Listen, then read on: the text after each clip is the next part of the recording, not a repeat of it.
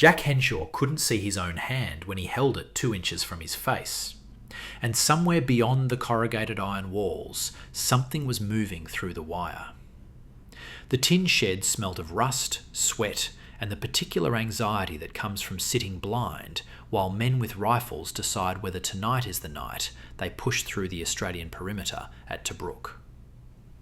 Subscribe to the channel and support the video with a like or comment. He'd been counting in his head since Sergeant Macklin shoved him through the door and pulled it shut behind him. 1001, 1002, 1003. The method kept time moving when everything else had stopped. Somewhere around 1400, he'd lost count and had to estimate. An hour, maybe. Perhaps 70 minutes. The rules said 120 minutes minimum. 2 full hours sitting in absolute darkness before you could take your post on the night watch. No exceptions, no shortcuts, no flicking a lighter to check your watch because some pommy doctor said your eyes needed every second to build up something called rhodopsin in the rods, whatever the hell that meant. 3 other men sat in the shed with him. Henshaw could hear them breathing, could smell Davidson's particular brand of cigarette smoke still clinging to his uniform, even though no one had been allowed to light up since entering. Someone's boot scraped against the dirt floor. A cough, quickly stifled. They weren't supposed to talk either, though Henshaw had never understood that part. Macklin said conversation made men careless, made them think about time passing, instead of letting their bodies do the work. The sergeant had peculiar ideas about most things, but he'd been at Bardia and knew more about staying alive than anyone else in the company. Outside, the April night was cooling down after another blazing North African day. Henshaw had felt the temperature drop when they'd first entered the shed at 2100 hours. Now it would be close to 2300, maybe later. His watch was in his pocket, useless. The standing order prohibited any light source for the full duration. Men had been disciplined for less. 3 days prior, a sentry from B Company had struck a match during his preparation time, just for a second, just to see how much longer he had to wait. When he'd finally taken his post, he'd been effectively blind. A German patrol had walked within 30 yards of his position, and he'd never seen them until someone else fired. The poor bastard was now filling sandbags at the rear depot, his night vision privilege revoked indefinitely. Henshaw shifted his weight. The wooden crate he sat on creaked. They'd been told to stay still, to let their eyes relax completely, to avoid any stimulation that might delay the adaptation process. He didn't know if that was real science or just another piece of military mythology, the kind of thing that sounded official enough to follow. The British ophthalmologist who'd visited the week before had tried to explain it with charts and technical language that meant nothing to men who'd left school at 14 to work in shipyards and sheep stations. Something about chemicals in the eye breaking down in bright light and rebuilding in darkness, a process that took exactly 2 hours to complete.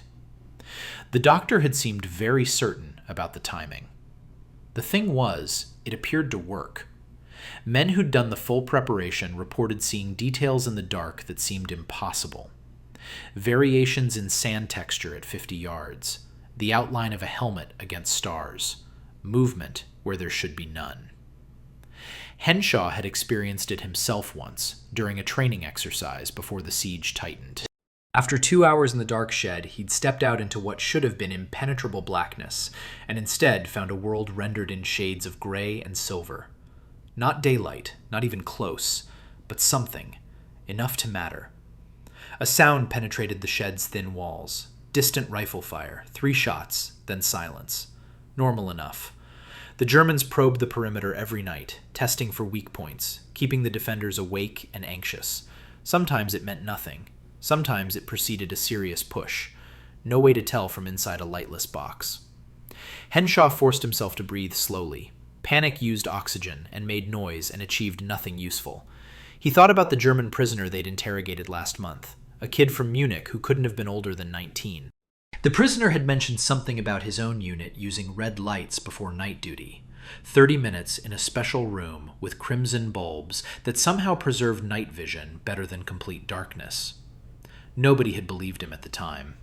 Now Henshaw wondered if the enemy had been doing this longer. doing it smarter. 2 hours seemed excessive when the Germans managed with half an hour, but then again, the Germans weren't winning at Tobruk.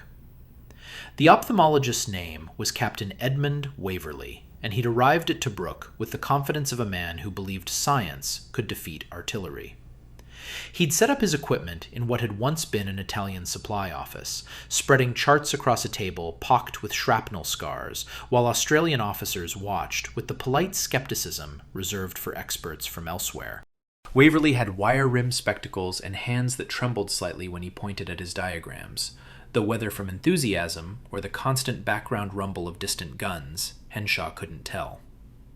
The private had been summoned to the briefing because Sergeant Macklin wanted someone literate to take notes, someone who could translate the doctor's terminology into language the men would actually understand.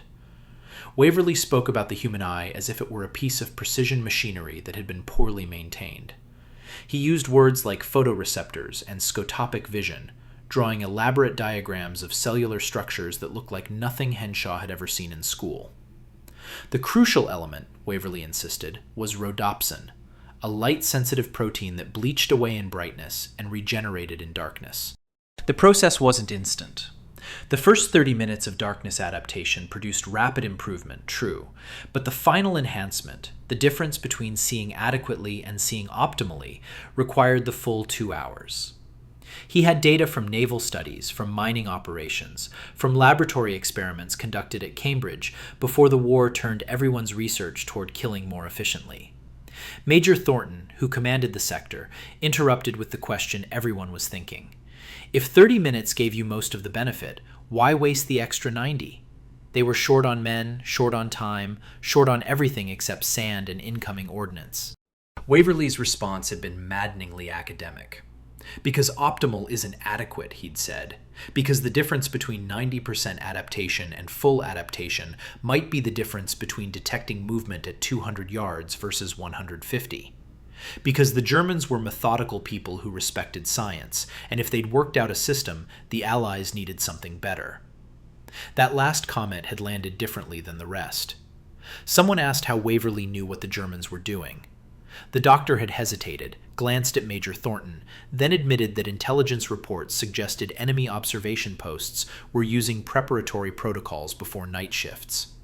Not 2 hours, perhaps, but something systematic. Red light exposure, possibly. The research was unclear. What mattered was that darkness adaptation wasn't some Australian innovation born of desperation. It was a recognized tactical advantage that multiple armies were attempting to exploit. The question was, who would exploit it best? The meeting had ended with Thornton authorising the construction of 6 dedicated preparation sheds, windowless structures where sentries would undergo the full protocol before every night watch. Macklin had been assigned to enforce compliance. Waverley would remain at Tobruk for another week to monitor results and adjust procedures as needed. As the officers filed out, Henshaw had lingered to examine the charts more closely. One diagram showed the spectral sensitivity of rhodopsin peaking in the blue-green range around 500 nanometers. Another illustrated the time course of dark adaptation, a curve that rose steeply then flattened, approaching but never quite reaching perfect sensitivity. The implications were clear enough even without understanding the science. Human eyes were capable of remarkable things in darkness, but only if you gave them time and stillness and absolute absence of light. Walking back to his unit's position that afternoon, Henshaw had encountered Davidson smoking behind a blast wall, squinting against the Mediterranean glare. Davidson had heard about the new protocol and thought it was rubbish. 2 hours sitting on your arse in the dark when you could be sleeping or writing letters or doing literally anything useful. The whole thing reeked of British overthinking, the kind of complicated solution that looked brilliant on paper and collapsed the moment it met reality. Besides, Davidson said, flicking ash into the wind, everyone knew you could see better at night if you looked slightly to the side of things instead of straight at them. That was free knowledge. Didn't require fancy doctors or special sheds, just common sense and experience. Henshaw hadn't argued. Davidson was 32, practically ancient by infantry standards, and had spent 3 years in the militia before the war went professional. But he'd also never done the full 2-hour preparation, never experienced that strange, grey-lit clarity that came after sitting in complete blackness. There was knowing something intellectually and knowing it in your body, and Henshaw suspected the difference mattered more than Davidson wanted to admit. That night, lying in his dugout while shells rumbled in the distance, Henshaw had wondered whether Waverley was still awake somewhere, annotating his charts, calculating adaptation curves, believing that precision and method could impose order on chaos. The thought was almost comforting, though Henshaw couldn't quite say why. The first official night under the new protocol fell on a moonless Thursday in late April, when the darkness came down like a physical weight and the stars burned with an intensity that seemed almost aggressive. Henshaw entered the preparation shed at 19:30 hours, along with 3 others. Davidson, who'd agreed to try it once just to prove it was nonsense, a quiet kid from Queensland named Porter, who never spoke unless directly addressed, and Collins, a former tram conductor from Melbourne who treated every military procedure like a route schedule that had to be followed exactly. Sergeant Macklin sealed them inside without ceremony, and the world contracted to nothing. The first 20 minutes were always the worst. Your eyes searched desperately for something, anything, some tiny crack of light that would prove you weren't actually blind. Henshaw knew better now than to wave his hand in front of his face or test whether he could see his fingertips. Movement created false hope.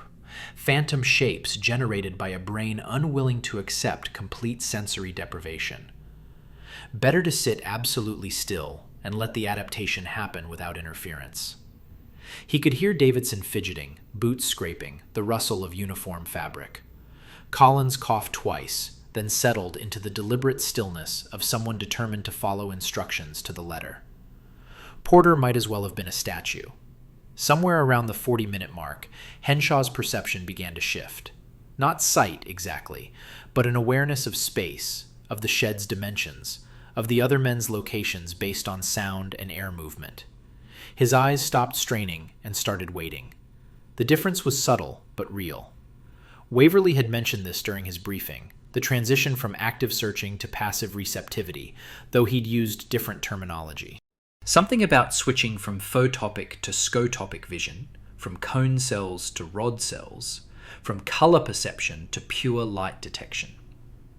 The rods were more sensitive, Waverley had explained, but they needed time to accumulate the chemical machinery necessary for low-light function. Davidson broke the silence around the 70-minute point. "This is bloody stupid," he muttered, barely audible. "Sitting here like mushrooms while there's work to be done." Nobody responded. Macklin's instructions had been explicit about maintaining silence, though Henshaw suspected the rule had more to do with discipline than physiology. Still, something about Davidson's complaint felt dangerous, like acknowledging doubt might somehow compromise the process. Henshaw kept his mouth shut and continued counting seconds in his head, a habit he couldn't seem to break even when it served no useful purpose. At exactly 21:30 hours, Macklin opened the door. The night air rushed in, cool and carrying the smell of cordite from some earlier exchange. Henshaw stood carefully, his knees protesting after 2 hours on the wooden crate, and stepped outside. What happened next made him understand why Waverley had been so insistent about the timing. The desert wasn't dark anymore. It was rendered in gradations of gray and charcoal and silver, a landscape of visible shadows and distinguishable forms. He could see the sandbag wall 40 yards away, could make out individual bags in the stack. The rocky escarpment to the south stood clear against the starfield. A supply truck, parked near the headquarters dugout, showed every detail of its silhouette. Porter emerged next, stopped, and whispered something that might have been a prayer or a curse. Collins came out blinking but silent, his head turning slowly as he catalogued what he could see. Davidson was last, and even he couldn't maintain his skepticism. "Bloody hell," he said finally, and the reverence in his voice erased any need for further commentary. They stood there for perhaps 30 seconds, 4 men experiencing a perceptual shift that no amount of explanation could have prepared them for, before Macklin ordered them to their posts. Henshaw's position was on the northeastern perimeter, a shallow trench with a clear field of view across 200 yards of broken ground toward the German lines. He'd manned this post a dozen times before, always with the sense that he was guarding against threats he couldn't adequately see. Tonight felt different. He could distinguish rocks from scrub brush, could detect variations in the sand's surface that indicated recent disturbance. When a gecko skittered across a stone 15 feet away, he saw the movement clearly enough to identify what it was, rather than just registering motion. 20 minutes into his watch, he spotted them. 4 figures, low and moving carefully, about 180 yards out.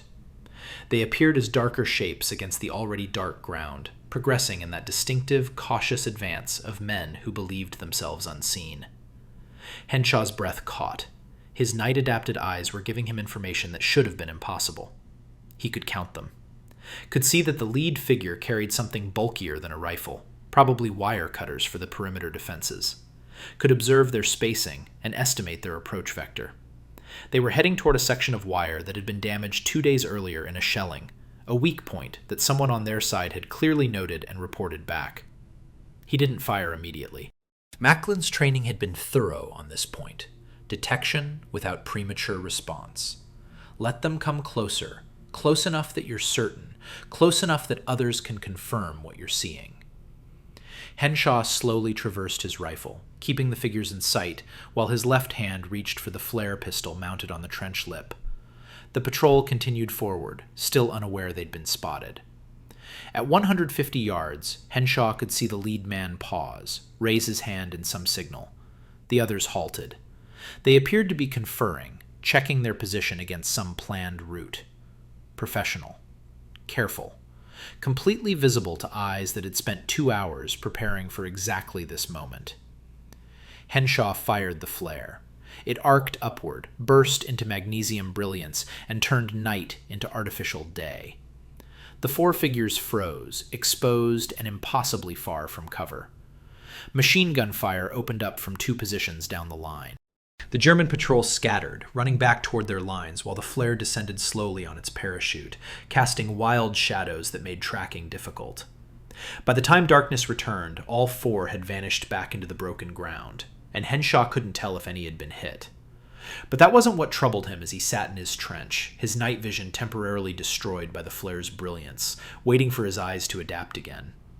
What troubled him was the certainty that those men had been operating under their own darkness protocol, moving with the confidence of people who could see well enough to navigate hostile ground at night. And they'd been caught anyway, which meant either the Australian 2-hour method was genuinely superior, or Henshaw had simply been luckier than they were. He wasn't sure which possibility was more unsettling. The accident happened 6 nights later, and it happened because Private Thomas Garrett had a sweetheart in Sydney who wrote him letters that arrived in batches of 5 or 6 at unpredictable intervals, and one such batch had been delivered that afternoon. Garrett was 20 years old and had the kind of optimism that hadn't yet been properly calibrated by experience. He'd entered the darkness shed at his appointed time, 1800 hours, along with his watch rotation. But somewhere around the 90-minute mark, his discipline faltered. He wanted to know what time it was. More specifically, he wanted to calculate whether he'd have time after his shift to write a response to the letter currently folded in his breast pocket, the one where Emma had mentioned that her father was finally coming around to the idea of them getting engaged after the war. The match flared for perhaps 2 seconds, just long enough for Garrett to glimpse his watch face, to see that it was 1927, to realize he'd broken the cardinal rule of darkness preparation. The other 3 men in the shed saw it too, saw Garrett's face illuminated in that tiny burst of flame before he shook the match out with a whispered obscenity. The damage was done. Garrett's rhodopsin, carefully accumulated over the previous 90 minutes, bleached away instantly. His pupils, which had dilated to their maximum width, contracted reflexively. When Macklin opened the door 33 minutes later, Garrett emerged effectively blind while his companions saw the night world in its full gray clarity. Macklin knew immediately that something had gone wrong. 3 men moved confidently toward their posts while the 4th hesitated, squinting, moving like someone navigating an unfamiliar room in the dark. The sergeant pulled Garrett aside and extracted the confession with about 30 seconds of pointed silence. Garrett admitted what he'd done, stammered something about it being just a quick check, just a second. Surely it couldn't matter that much. Macklin's response was concise. "You're off the line tonight. Report to Captain Waverley in the morning." The sergeant's voice carried no particular anger, which somehow made it worse. Disappointment was a heavier punishment than rage. Garrett's replacement was a corporal named Mitchell from the reserve rotation, a man who hadn't undergone the preparation protocol and who took his position on the western perimeter with ordinary night vision and ordinary confidence. His sector covered an approach through a wadi that offered decent concealment, though recent patrols had reported no activity there for over a week. Mitchell settled into his position, checked his rifle, and began the long process of staying alert while nothing happened. He'd been on watch for approximately 40 minutes when the Italian patrol came through. There were 6 of them, moving quietly through the wadi with the practiced caution of men who'd done this before. They were part of a reconnaissance element, probing for weak points in the Australian defensive line, mapping positions, testing response times. Under normal circumstances, a properly prepared sentry would have seen them at 150 yards and had ample time to raise the alarm. Mitchell, operating with unadapted vision in near total darkness, never saw them at all. They passed within 70 yards of his position, close enough that he later swore he'd heard something, but couldn't identify what or where. The patrol continued through the perimeter, penetrated 30 yards into the defensive zone, and stumbled directly into a supply detail moving ammunition to a forward position. The firefight lasted less than 3 minutes, but felt endless while it happened. The Italians, surprised to find themselves already inside the perimeter, reacted with the desperate aggression of men who knew they were trapped. The supply detail, equally surprised and burdened with ammunition crates, scattered and returned fire from inadequate cover. Henshaw heard the shooting from his own position 400 yards away, heard the distinctive report of Italian Carcano rifles mixed with Australian Lees, heard someone screaming in a language he didn't understand. Flares went up, turning the night into a strobing hell of light and shadow. By the time it ended, 2 Australians were dead and a third was gut-shot and unlikely to survive the night. 4 of the Italians were killed outright. The remaining 2 surrendered, hands raised, one of them bleeding from a shoulder wound. The investigation was perfunctory but thorough. Major Thornton wanted to know how an enemy patrol had achieved complete surprise against a supposedly prepared defensive position. The answer emerged quickly enough. Mitchell hadn't seen them because he couldn't see them, and he couldn't see them because he'd been sent to a post without the preparation time that had become standard protocol. And Mitchell had been there because Garrett had struck a match. The causal chain was clear and damning. 3 men were dead because a private from Sydney wanted to check his watch. Garrett was confined to quarters pending disciplinary action. Waverley was summoned to explain whether the 2-hour protocol was actually necessary, or if the command structure had built an elaborate system around questionable science. The doctor defended his research, but admitted that individual variation existed, that some men adapted faster than others, that environmental factors played a role. He couldn't guarantee that full preparation would prevent every failure, only that it significantly improved the odds. Thornton listened, thanked him, and then issued new standing orders. Any sentry found compromising their darkness adaptation for any reason would face immediate court-martial. Any officer who failed to enforce the protocol would face the same. The 2-hour rule wasn't optional anymore. It was written in blood, which was how the Australian Army had always learned its most important lessons. Henshaw heard about all this secondhand, pieced together from conversations in the mess and rumors that spread through the trenches faster than official communications ever could. He visited Garrett once, found him sitting on his bunk staring at nothing, the letter from Sydney crumpled in his fist. Garrett looked up when Henshaw entered, seemed about to say something, then just shook his head. What could be said? That he hadn't meant for anyone to die? That 2 seconds of flame shouldn't carry such enormous consequences? That war was supposed to have some proportion between error and punishment. None of it mattered. The men were dead regardless of intention, and Garrett would carry that weight whether the court-martial convicted him or not. Walking back to his own dugout that evening, Henshaw found himself thinking about rhodopsin again, about how something so small and invisible could mean the difference between life and death. A chemical that took 2 hours to build and 2 seconds to destroy. He wondered if the Germans knew about Garrett yet, if their intelligence network was good enough to learn that the Australian night vision protocol had killed its own men through rigid enforcement. He wondered if they'd see it as a vulnerability to exploit, or a warning about the price of adaptation. Most of all, he wondered whether he'd have the discipline to sit in darkness for the full 2 hours the next time his rotation came up, knowing now exactly what was at stake and exactly how fragile the whole system really was. Word of the darkness protocol spread through the Tobruk garrison with the peculiar velocity that accompanied anything that might represent an advantage. And within 2 weeks, every company commander wanted access to the preparation sheds for his own men. The problem was that Thornton had authorized construction of only 6 sheds, and even running them continuously in staggered shifts, they could accommodate perhaps 40 men per night. The garrison numbered over 14,000 Australian troops, plus British artillery units and various support elements. The mathematics didn't work. Competition for shed access became fierce, governed by informal hierarchies and the kind of politicking that flourished wherever resources were scarce and outcomes mattered. The men from the frontline infantry companies claimed priority by right of exposure. They were the ones actually manning the wire, actually facing German patrols in darkness, actually dying when night vision failed. Support units countered that their sentries guarded ammunition dumps and supply depots, targets that enemy raiders specifically sought out, and that losing a fuel store to inadequate night vision could cripple the entire defensive effort. The argument escalated until Thornton imposed a rotation schedule that satisfied nobody, but at least prevented open conflict. Frontline units got 4 nights per week. Everyone else shared the remaining 3 and considered themselves lucky. Davidson, who'd become a reluctant convert to the protocol after experiencing its effects firsthand, developed a side business trading shed access for cigarettes and other portable wealth. A man desperate enough to enhance his night vision could purchase someone else's slot for the right price, usually 5 to 10 cigarettes depending on how soon the shift was scheduled. Macklin knew about the trading and pretended not to notice, operating on the reasonable theory that men willing to pay for preparation time were probably serious about using it properly.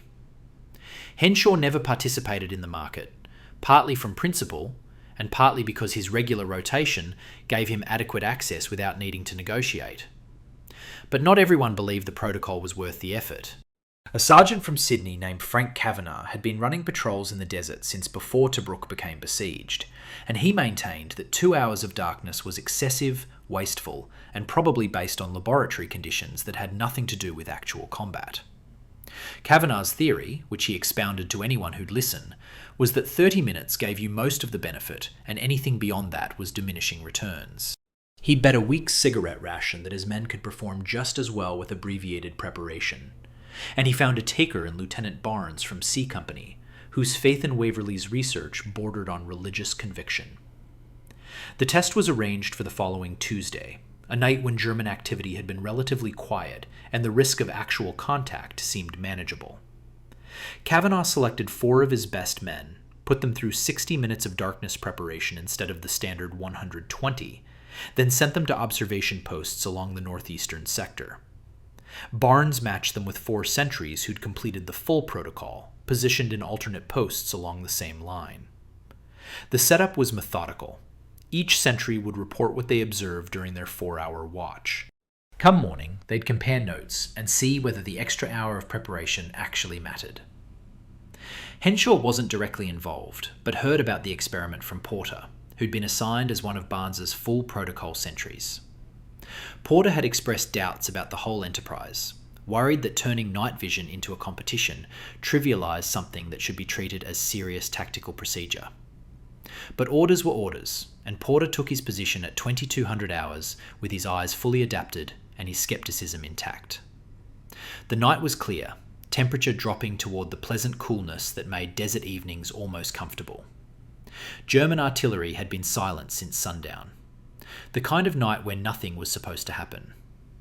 Kavanagh's men reported adequate vision, better than they'd expected from just 60 minutes. They could see well enough to navigate, to distinguish rocks from bushes, to track movement if it occurred within reasonable range. Not perfect, perhaps, but functional. Good enough for government work, as Kavanagh put it when he made his rounds checking positions. Barnes said nothing, waiting for the watch to conclude before making any judgments.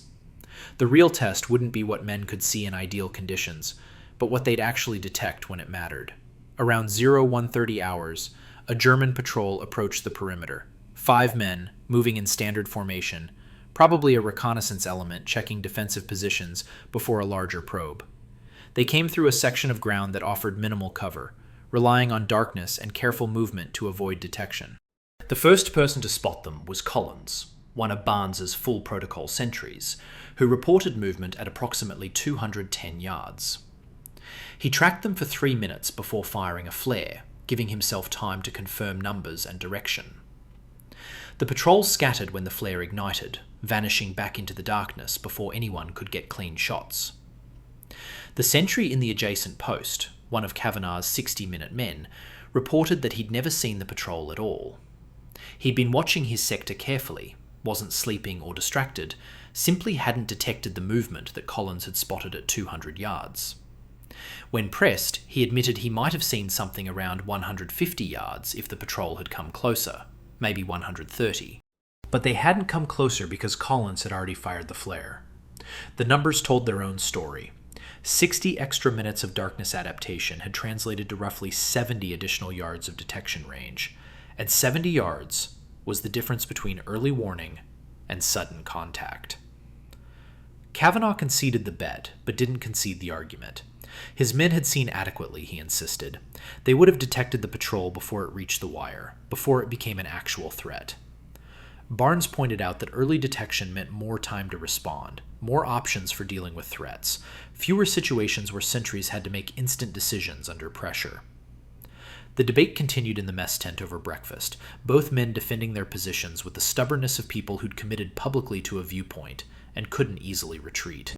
Henshaw listened to the argument while eating tinned sausage that tasted like salted cardboard, and thought about what the experiment actually proved.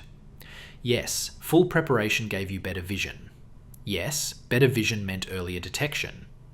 But it also meant spending 2 hours sitting motionless in darkness instead of sleeping or maintaining equipment or doing the 100 other tasks that needed doing in a besieged garrison. There was always a trade-off, always something sacrificed to gain something else. The question wasn't whether the protocol worked, but whether it worked well enough to justify its cost in time and logistics and the complexity it added to an already complicated defensive operation. That afternoon, Captain Waverley departed Tobruk on a supply ship heading back to Alexandria. He'd completed his assessment, gathered his data, and submitted recommendations to command. The protocol would continue, refined based on lessons learned, but fundamentally unchanged. 2 hours remained the standard because the science supported it and because men had died when the standard wasn't maintained. Waverley shook hands with Major Thornton, nodded politely to the assembled officers, and left without ceremony. Henshaw watched the ship pull away from the harbor, a small vessel navigating between wrecks and obstacles, carrying a man who believed human vision could be quantified and optimized according to principles that transcended individual experience.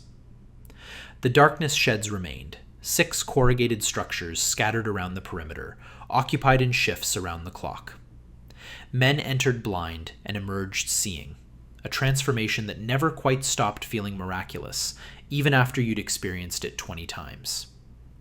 But now there was precedent for failure, a cautionary story about matches and dead men, and the weight of that knowledge changed how everyone approached the protocol. It wasn't just preparation anymore, it was obligation. Paid in darkness and stillness and 2 hours of isolation that some men treasured and others endured. Either way, the ritual continued, night after night, because the alternative had been tested and found wanting. The German prisoner arrived in early May, captured during a failed raid on an Australian observation post south of the main perimeter. His name was Obergefreiter Klaus Hoffmann, 24 years old, formerly a postal clerk from Stuttgart, now serving with a Panzer Reconnaissance Battalion. He'd been separated from his unit during the withdrawal, caught in wire, and taken without resistance.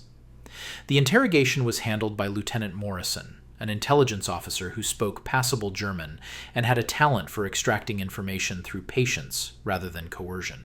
Henshaw was assigned as guard during the session, standing outside the tent but close enough to hear most of the conversation through the canvas walls. Morrison started with routine questions: unit designation, commanding officer, recent movements, supply status. Hoffman answered carefully, providing information that was probably accurate but carefully unhelpful. Yes, his battalion had been conducting reconnaissance. No, he didn't know about larger operational plans. His role was limited. He saw only what directly concerned his squad. The interrogation proceeded in this manner for perhaps 30 minutes, Morrison probing gently, and Hoffman deflecting with the skill of someone who'd been trained for exactly this situation. Then Morrison asked about night operations, and something in the question made Hoffman's responses shift slightly. The German acknowledged that his unit conducted regular night patrols. Standard procedure, nothing unusual. Morrison pressed on specifics. How did they prepare? What protocols did they follow? Hoffman hesitated, seemed to calculate what was already compromised versus what might still be protected, then began talking about Dunkel adaptation. The word meant darkness adaptation, and yes, Wehrmacht reconnaissance units had been using preparatory protocols since 1940. Not 2 hours, Hoffman said with something that might have been amusement. That seemed excessive. 30 minutes in rooms lit with red bulbs, wavelengths that preserved night vision while still allowing men to see well enough to check equipment and coordinate final preparations. Morrison asked, why red light? Hoffman explained, with the pedantic precision of someone repeating information from a training manual, that red wavelengths didn't trigger the same bleaching response in rhodopsin as white light. You could see under red illumination without destroying the chemical adaptation your eyes had built up. It was efficient, he said, German efficiency applied to human physiology. The reconnaissance units had special tents equipped with red lanterns, portable systems that could be set up anywhere. 30 minutes of exposure, then straight to operational positions with vision already optimized. They'd been doing it for years, Hoffman added, long before arriving in North Africa. Henshaw, listening from outside the tent, felt something cold settle in his stomach. If the Germans had been using darkness adaptation since 1940, that meant they'd had the advantage throughout the early desert campaigns. At Bardia, at Tobruk's first siege, during all the actions where Australian sentries had struggled to see threats in the darkness, the enemy had been operating with deliberately enhanced vision. The playing field had been tilted from the beginning, and nobody on the Allied side had known it. Or, if they'd known, they hadn't bothered informing the men actually standing watch in the dark. Morrison continued the interrogation, asking about effectiveness, about how well the red light protocol worked in practice. Hoffman shrugged, a gesture Henshaw heard in the man's voice. It worked adequately. Not perfectly. Vision under red light never fully adapted the way it did in complete darkness, but adequately for most purposes. The advantage was speed and flexibility. You didn't need special facilities, just portable lanterns. You didn't need 2 hours, just 30 minutes.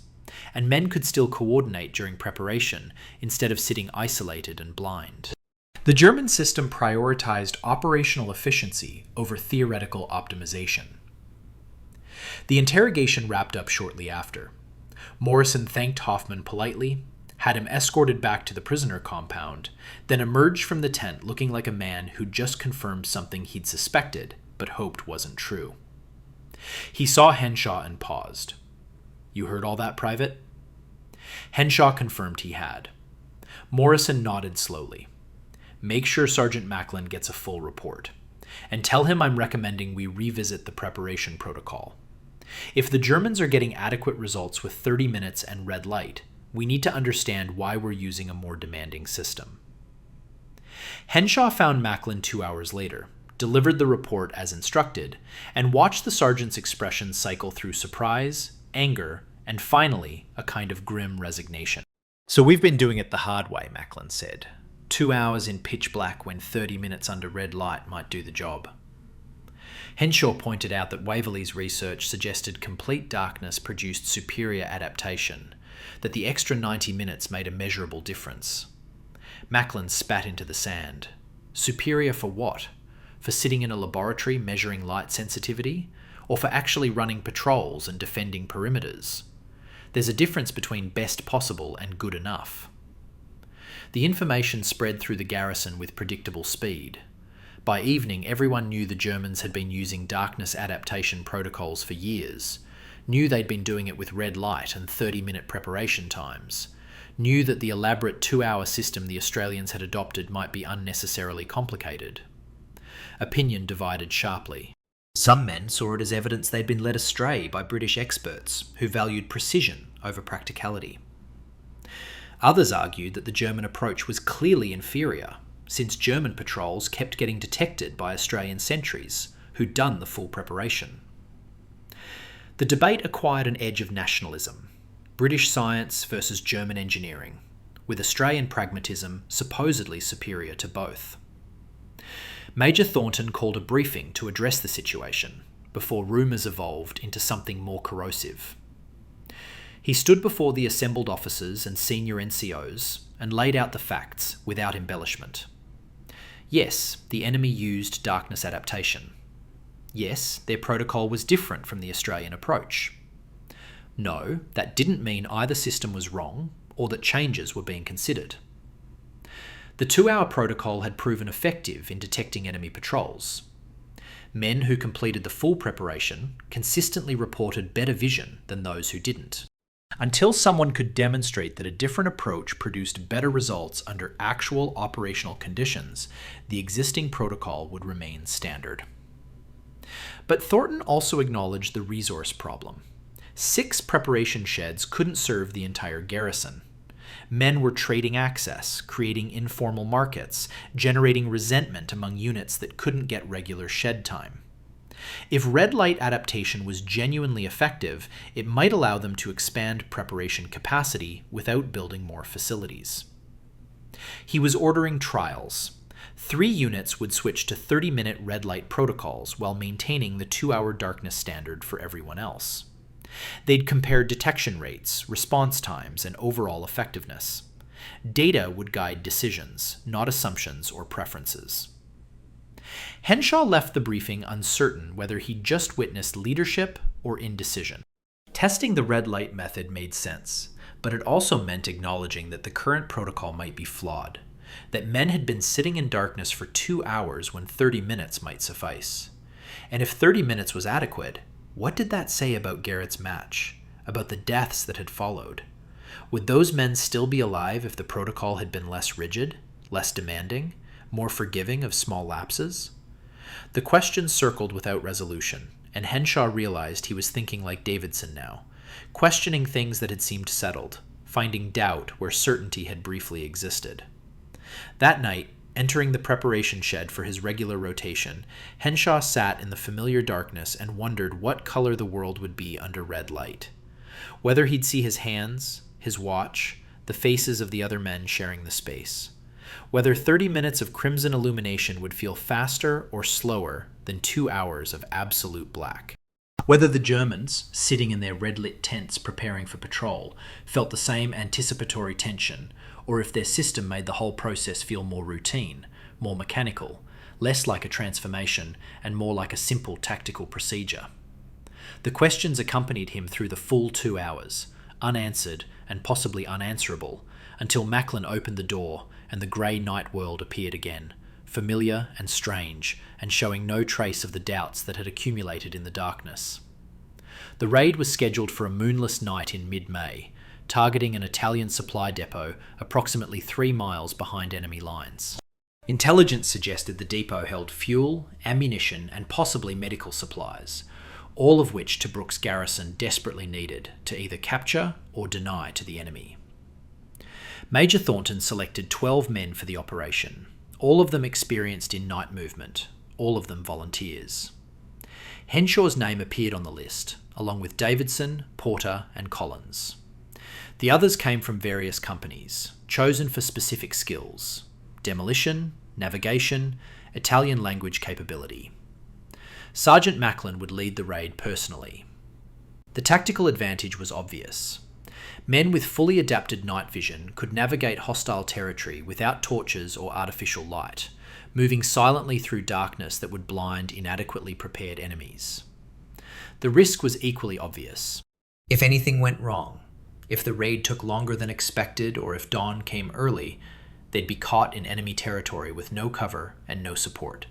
The operation required precise timing, flawless execution, and the kind of luck that couldn't be planned for, but had to be assumed anyway.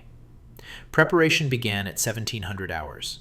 The 12 raiders entered a specially designated shed, larger than the standard preparation facilities, equipped with benches and enough space that men wouldn't be cramped during the 2-hour wait. Macklin reviewed the plan one final time before the door closed, speaking in the half-light of late afternoon.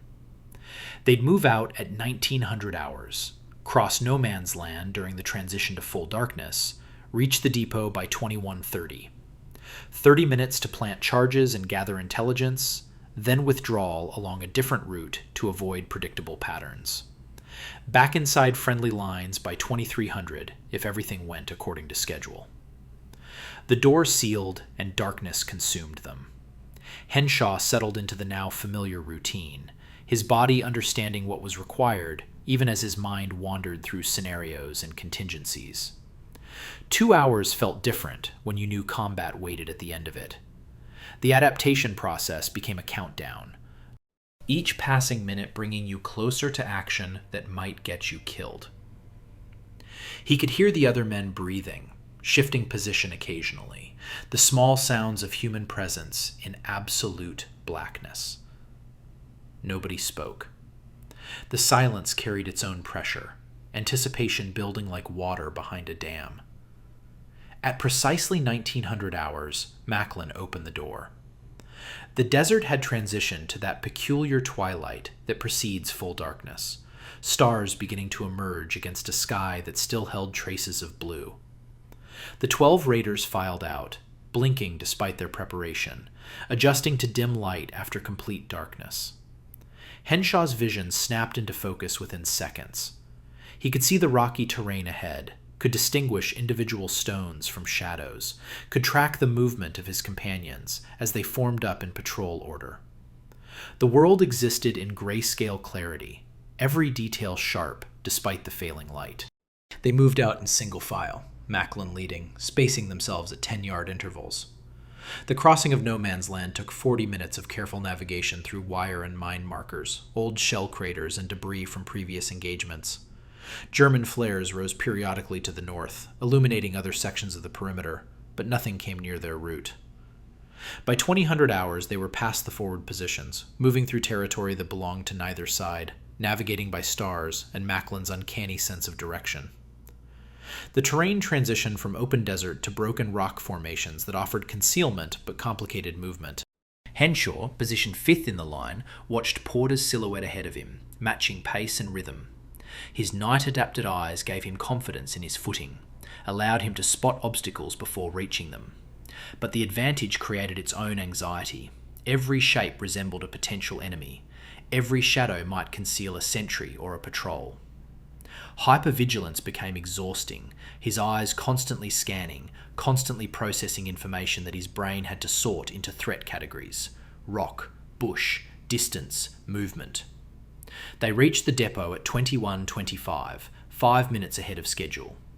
The facility was exactly where intelligence had indicated, a cluster of supply tents near a natural depression in the ground, protected by a low stone wall and guarded by sentries who were visible against the lighter sky. Macklin signalled a halt. The raiders spread into assault positions, each man finding cover in the rocks overlooking the depot. Henshaw counted 4 sentries, probably Italian based on their helmet profiles, spaced around the perimeter at irregular intervals.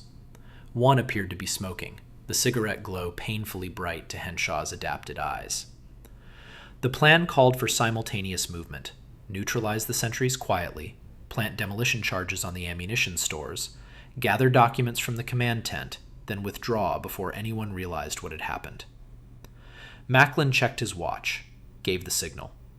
6 raiders moved forward in pairs, low and silent. Henshaw remained in overwatch position, with Collins and 2 others, rifles ready to provide covering fire if the infiltration was detected. He watched the assault teams descend toward the depot, watched them close on the unsuspecting sentries, watched the brief struggles that ended with Italian guards collapsing silently to the ground. Then, something went wrong. One of the raiders, a private named Webb, who'd been added to the team at the last minute as a replacement for someone who'd fallen ill, stumbled. Just a simple misstep, boot catching on a rock, a momentary loss of balance that under normal circumstances would mean nothing. But Webb had been one of the 3 men in the assault team who hadn't completed the full 2-hour preparation. He'd arrived late to the shed, had gotten perhaps 90 minutes of darkness adaptation before they'd moved out. Thornton had approved the substitution anyway, reasoning that 90 minutes was close enough, and the raid couldn't be postponed. Webb's stumble knocked over a stack of jerry cans near the ammunition tent. The cans fell with a crash that seemed impossibly loud in the desert silence. Voices shouted in Italian. A flare went up from somewhere in the depot, exploding into magnesium brilliance that turned night into harsh noon. Henshaw's adapted vision collapsed instantly, the world whiting out in painful overload. He closed his eyes reflexively, tried to preserve some fragment of night vision, knowing it was already too late. When he opened them again, the flare was descending on its parachute, and the depot had erupted into chaos.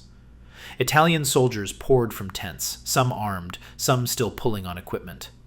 The raiders who'd successfully infiltrated the perimeter opened fire, muzzle flashes adding to the confusion.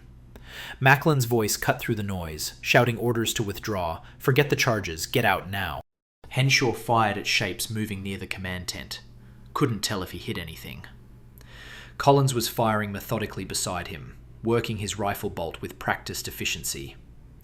The flare burned out and darkness returned, but Henshaw's night vision was gone, destroyed by the magnesium glare. He could barely see 20 yards. The withdrawal became a running fight through terrain that Henshaw could no longer navigate confidently. He followed Porter's vague silhouette, trusting the other man's eyes since his own were compromised. Italian rifles cracked behind them, bullets snapping past with that distinctive supersonic crack. Someone was screaming, whether friend or enemy Henshaw couldn't determine. They ran through the rock formations, stumbling over obstacles they should have been able to see, reduced to the kind of blind scrambling that got men killed. Macklin called a halt after 15 minutes of hard movement. They'd put enough distance between themselves and the depot that immediate pursuit seemed unlikely. The sergeant counted heads in the darkness. 11 men.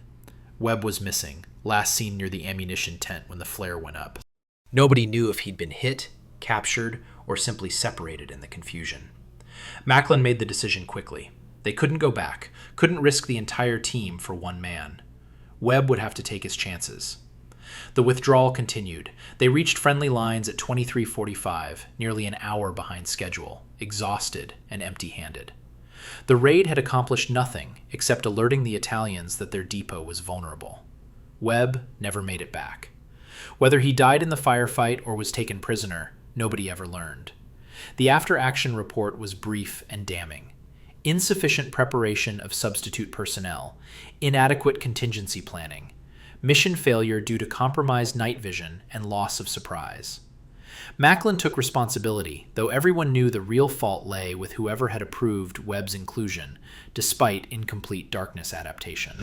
Henshaw sat in his dugout that night, unable to sleep, replaying the moment when the flare ignited and his carefully prepared vision vanished in an instant. 2 hours of darkness adaptation, destroyed in a fraction of a second.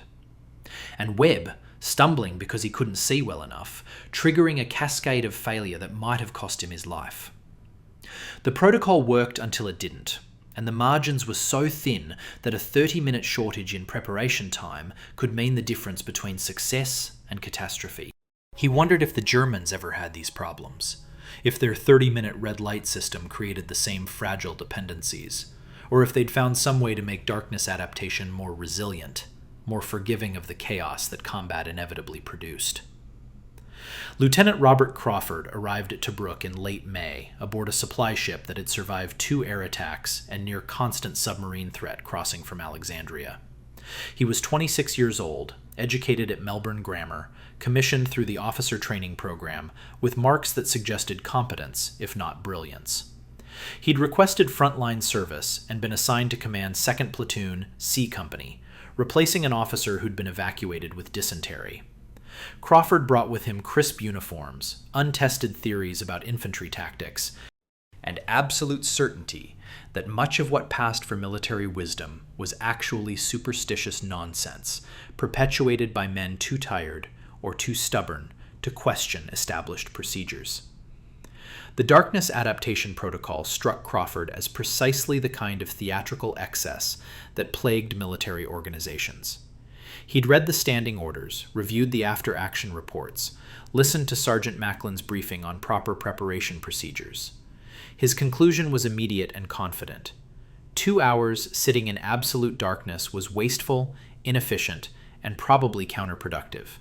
Men needed rest, not enforced meditation. If night vision required chemical processes in the eye, then surely 30 or 40 minutes provided adaptation. The insistence on exactly 2 hours suggested pseudoscience masquerading as rigor. Crawford expressed these views during his first meeting with Major Thornton, who listened with the patient exhaustion of someone who'd had this conversation before. The Major pointed out that the protocol had proven effective, that sentries who completed full preparation consistently outperformed those who didn't, that men had died when the standard wasn't maintained. Crawford countered that correlation wasn't causation, that other factors might explain the performance differences, that rigid adherence to arbitrary time limits represented institutional thinking rather than tactical flexibility. Thornton ended the discussion by reminding Crawford that standing orders weren't suggestions, and that his opinions on the protocol's validity were noted but irrelevant. But Crawford was an officer, and officers possessed discretion in how they enforced regulations within their commands.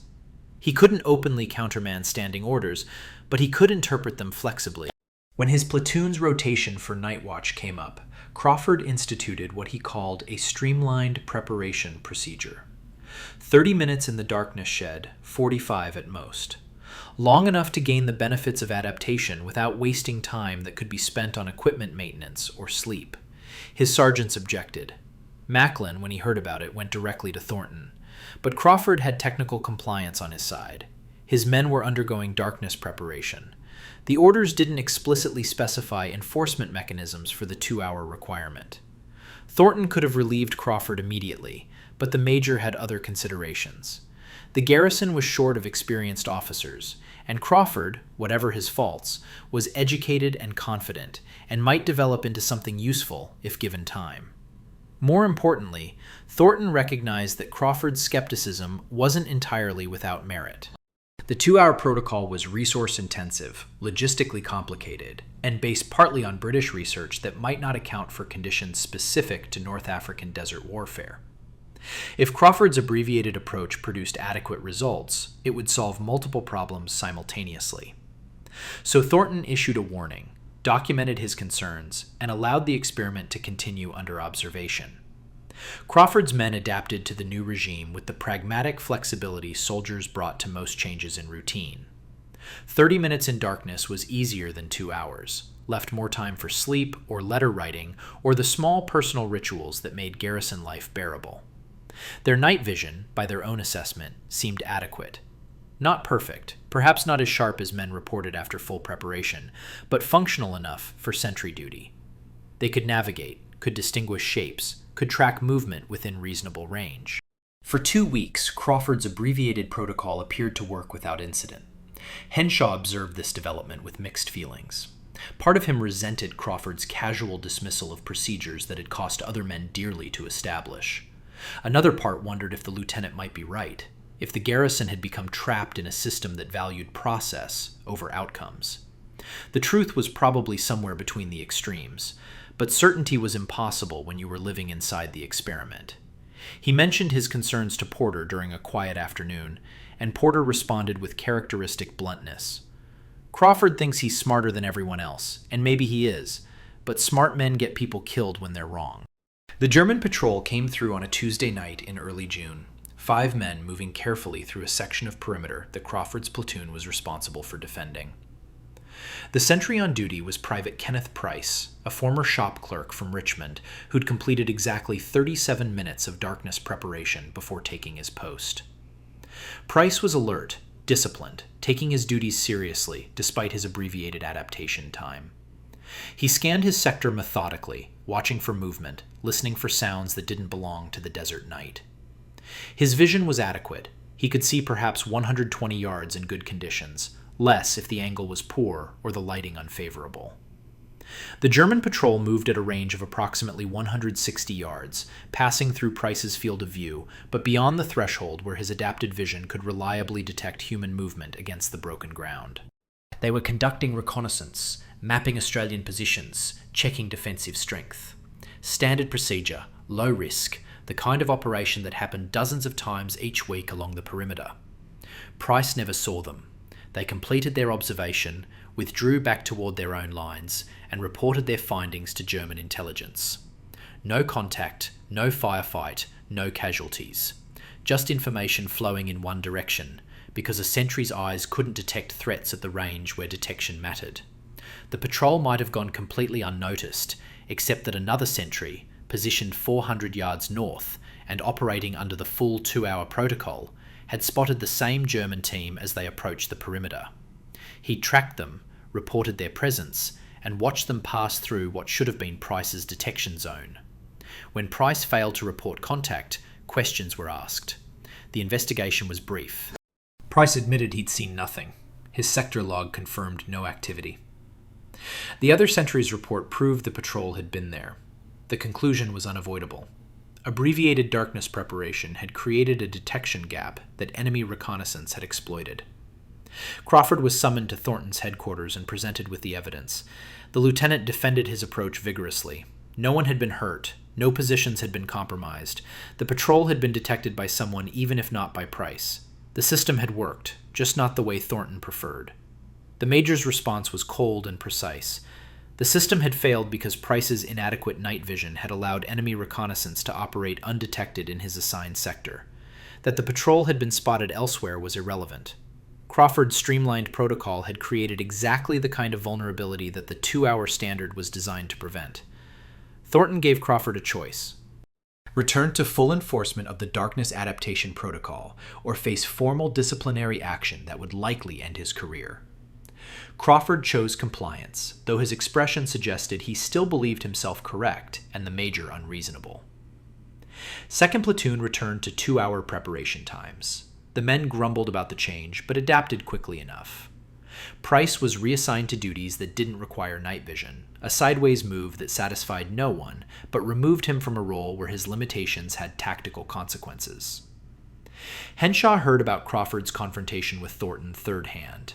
Details filtered through the reliable gossip network that connected every unit in the garrison. The story acquired moral weight as it spread, becoming a cautionary tale about the dangers of overconfidence and the importance of following established procedures. But Henshaw noticed something in the telling that bothered him. The German patrol had completed its reconnaissance successfully. They'd gathered information, assessed defenses, and returned safely despite the Australian darkness adaptation protocols that were supposed to prevent exactly that kind of intelligence collection. Yes, one sentry had spotted them, but they'd still accomplished their mission. That night, entering the preparation shed for his regular rotation, Henshaw wondered whether the Germans who'd conducted that patrol had undergone their own darkness adaptation before setting out. Probably they had, 30 minutes under red light, according to Hoffman's testimony. And their preparation had been adequate for their purposes, good enough to navigate hostile territory and complete their reconnaissance. Which suggested that maybe Crawford had been asking the right question, even if he'd reached the wrong conclusion. Not whether darkness adaptation mattered, but whether the Australian approach was optimal or just more elaborate than necessary. The thought followed him through the 2 hours of darkness, uncomfortable and persistent.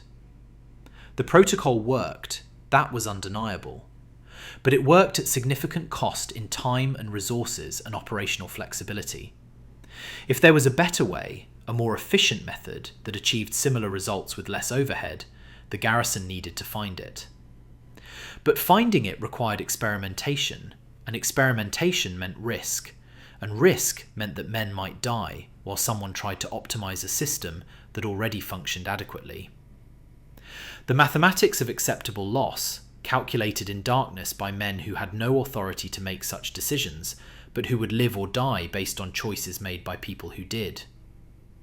By late June, the darkness adaptation protocol had become so thoroughly integrated into garrison routine that men no longer questioned it the way they'd questioned everything else the army required of them. The sheds stood as permanent fixtures in the defensive landscape, occupied in continuous rotation, serving 40 to 50 men per night across staggered watch schedules.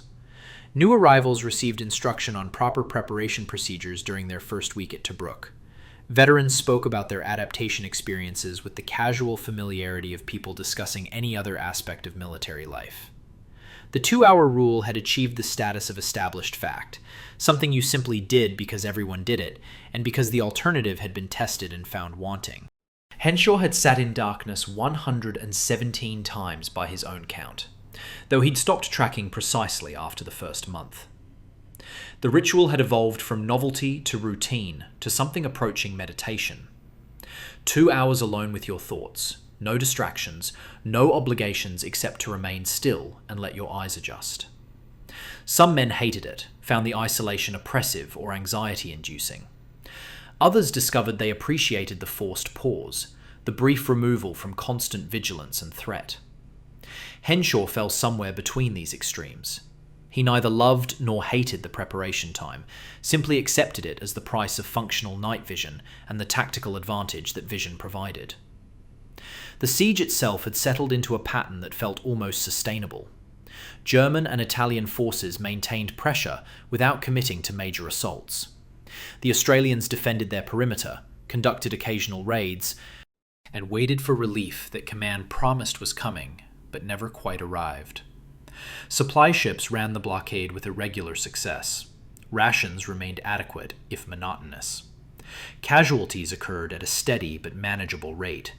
Men adapted to constant danger the way humans adapted to most things, by normalizing it, by finding routines that created the illusion of control, by focusing on immediate tasks rather than larger strategic uncertainties. Henshaw's thinking about darkness adaptation had shifted over the months. Initially, he'd viewed it as a tactical tool, a method for enhancing sensory capability in specific operational contexts. Now he recognized it served additional functions that nobody had explicitly articulated. The preparation time created a psychological barrier between daytime duties and night watch, a transition ritual that helped men shift mental states.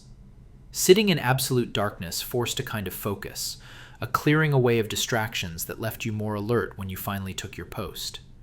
And there was something almost sacred about the transformation, the way you emerged from blindness into enhanced vision, that reinforced the sense that you were doing something important, something that mattered.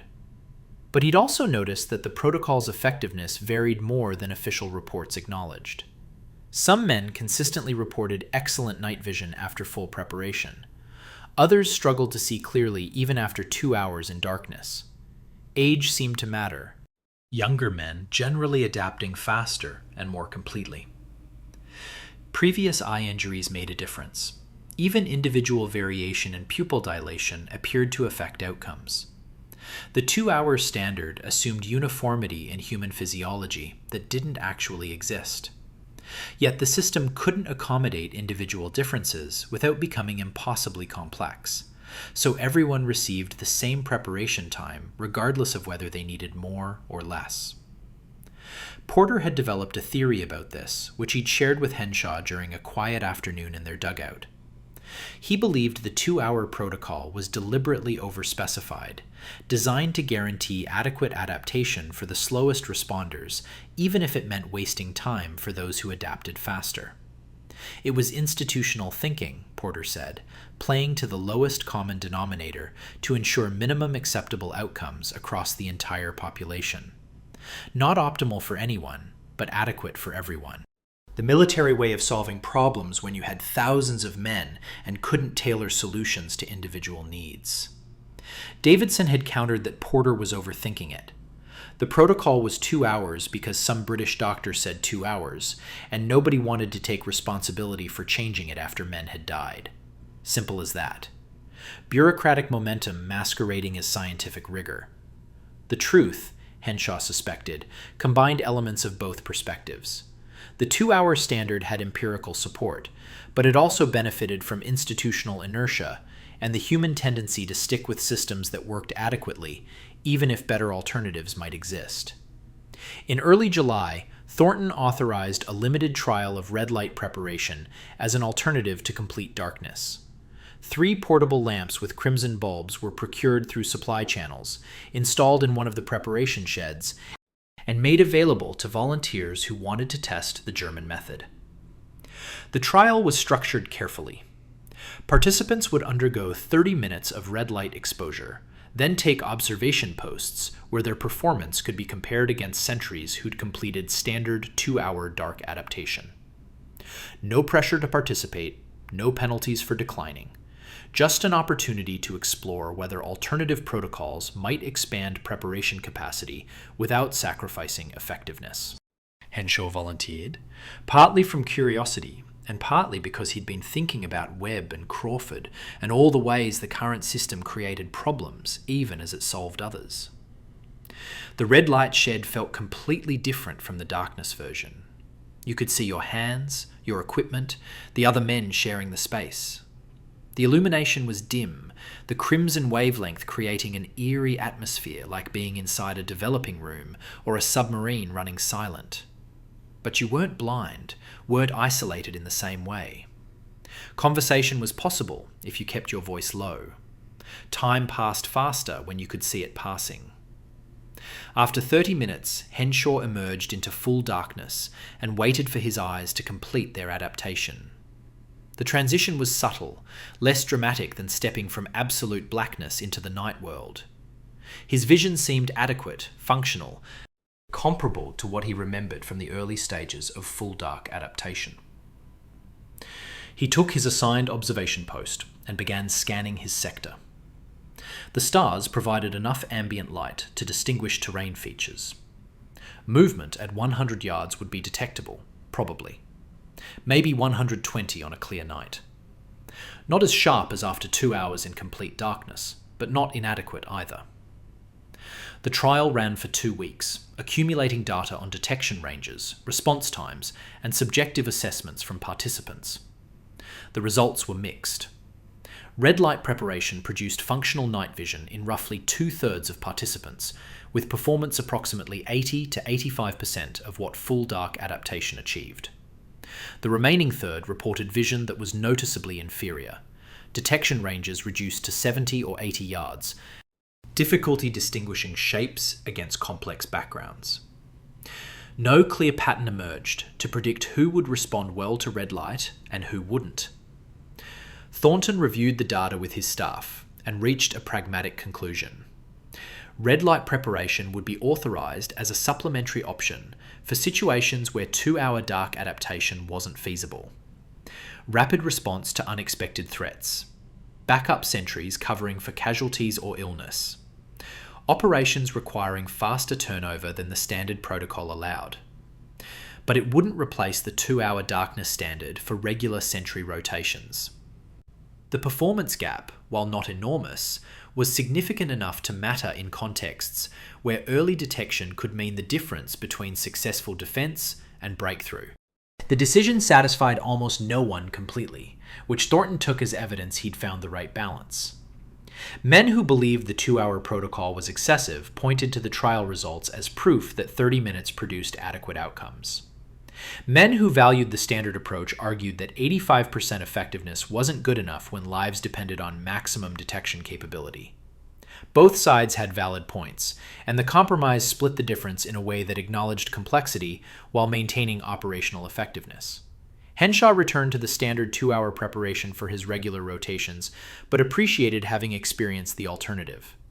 The red light method worked, just not as well. Which meant the 2-hour darkness protocol wasn't arbitrary or unnecessarily elaborate. It was genuinely better, enough better to justify the additional time and logistical overhead. But it also meant the Germans had chosen efficiency over optimization, accepting slightly reduced performance in exchange for faster preparation and greater operational flexibility. Neither approach was wrong. They simply prioritized different values, reflected different institutional cultures, embodied different assumptions about acceptable trade-offs between performance and practicality. Sitting in the darkness shed that night, Henshaw thought about all the accumulated hours he'd spent in blackness over the past months. 234 hours, if his count was accurate, nearly 10 full days of his life consumed by sitting motionless while chemicals rebuilt themselves in his eyes. Time he'd never get back, spent on a procedure that worked but might not be optimal, that saved lives but also created dependencies and vulnerabilities. The ambiguity bothered him more than the time investment. He wanted certainty, wanted to know definitively whether the protocol was necessary or excessive, whether it represented best practice or institutional overreaction. But certainty wasn't available, wouldn't ever be available, because every system involved trade-offs, and every trade-off involved judgment calls that couldn't be resolved through data alone. October brought the first signs that the siege might eventually end, though nobody could say when or how. Radio reports mentioned Allied offensives being planned, reinforcements assembling in Egypt, strategic shifts that might relieve the pressure on Tobruk. The information was vague enough to be meaningless, but specific enough to generate hope. And hope was a dangerous commodity in a garrison that had learned to manage expectations through deliberate pessimism. Henshaw listened to the rumors without investing belief in them, having discovered that disappointment hurt less when you didn't allow yourself to anticipate relief. His final night watch before the eventual breakthrough came in late October, under a sky so clear that the Milky Way looked like luminous smoke stretched across the darkness. He'd completed his 2-hour preparation, emerging from the shed with vision so acute he could distinguish individual rocks at 200 yards, could track the movement of a desert fox hunting near the perimeter wire, could see details in the landscape that seemed impossible given the absence of artificial light. 153 times he'd sat in darkness preparing for this moment, and the enhancement never stopped feeling remarkable, even after it had become routine. The movement came at 02:15 hours, a single figure approximately 300 yards out, moving erratically in a way that suggested injury or disorientation. Henshaw tracked the shape through his rifle sight, watching it stumble, pause, continue forward. Not the coordinated movement of a patrol or the purposeful advance of a raider. Something else. Something wrong. He held his fire, waiting for the figure to come closer, waiting to confirm what his adapted eyes were showing him. At 250 yards, he could make out details. Australian uniform, helmet profile, the distinctive gait of someone moving through pain or exhaustion. Henshaw called out the challenge phrase, voice carrying across the empty ground. The figure stopped, swayed, responded with the correct countersign in a voice so hoarse it was barely audible. Henshaw signaled for covering fire from adjacent positions, then left his trench and moved forward carefully, rifle ready, aware that this could be a trap or a trick or genuine, but still dangerous. The figure collapsed before he reached it, dropping to hands and knees in the sand. Up close, Henshaw recognized the uniform markings. 3rd Battalion, different company, someone who'd been reported missing 3 weeks earlier during a patrol that had run into unexpected resistance. The man's name was Willis, and he'd been separated from his unit during the firefight, had taken shelter in a wadi, and waited for darkness before attempting to navigate back to friendly lines. But he'd been wounded, a bullet through the thigh that had bled badly before he'd managed to tie it off, and the wound had become infected. 3 weeks of hiding in enemy territory, moving only at night, scavenging water from whatever sources he could find, slowly working his way back toward the perimeter he could no longer see clearly because he'd had no darkness preparation, no protocol to enhance his vision, nothing except determination and luck that seemed impossible until you remembered that impossible things happened with statistical regularity given enough iterations. Henshaw helped Willis back to the perimeter, turned him over to the medics who clustered around with practiced efficiency, then returned to his post and resumed his watch. The incident would generate a report, would become another data point in the accumulated evidence about night operations and survival, and the various ways men endured beyond reasonable expectation. But what struck Henshaw as he settled back into his observation routine was the contrast between Willis's experience and his own. Willis had survived 3 weeks without preparation protocols or enhanced vision, navigating by courage and necessity.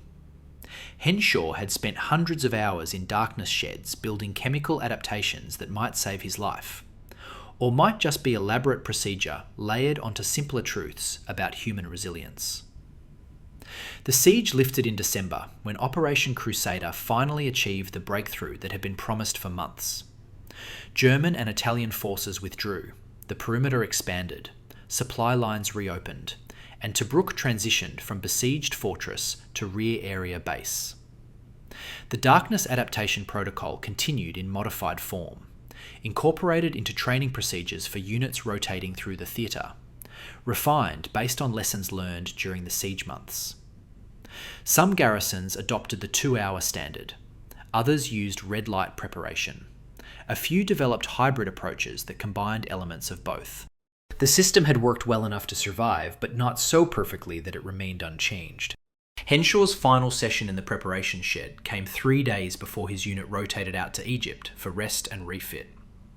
He sat in the familiar darkness one last time, counting the minutes out of habit, feeling his pupils dilate and his rhodopsin accumulate, and his perception shift in ways that no longer seem strange or remarkable. Just a procedure, just a method for optimizing human sensory capability under specific conditions. Nothing magical about it, nothing transcendent, just chemistry and physics applied to the practical problem of seeing in the dark well enough to detect threats before they killed you. When Macklin opened the door and Henshaw stepped out into the night, the world appeared in its customary grey clarity. Stars overhead, terrain features visible in precise detail, shadows distinguishable from substance. He'd developed a skill over these months. Learn to see in darkness through discipline and preparation and the accumulated weight of 200 hours spent sitting blind while his body did invisible work. Whether that skill had been necessary, whether the elaborate protocol had been justified, whether simpler methods might have achieved similar results, these questions no longer troubled him the way they once had. The system had worked. Men had survived who might otherwise have died. That was enough, or had to be, because certainty about counterfactuals was impossible, and dwelling on optimization prevented you from appreciating adequacy. The desert night stretched out before him, familiar and foreign, visible and mysterious, exactly as it had always been and would continue to be long after the war moved elsewhere and the darkness sheds were dismantled, and the men who'd sat in them returned to lives where night vision meant nothing more than navigating unlit streets or finding your way to the bathroom without waking your wife. Henshaw took his post, scanned his sector, and waited for dawn with eyes that could see farther into darkness than they'd ever been designed to see, thanks to preparation time that might have been excessive or might have been exactly what was required. He'd never know for certain, and somehow that seemed appropriate for a war where so much depended on decisions made with incomplete information by people doing their best with systems that were never quite optimal, but sometimes, miraculously, proved adequate enough. If you found this story compelling and want to explore more untold chapters of military history, subscribe to the channel and support the video with a like or comment. Your engagement helps bring these forgotten stories to a wider audience.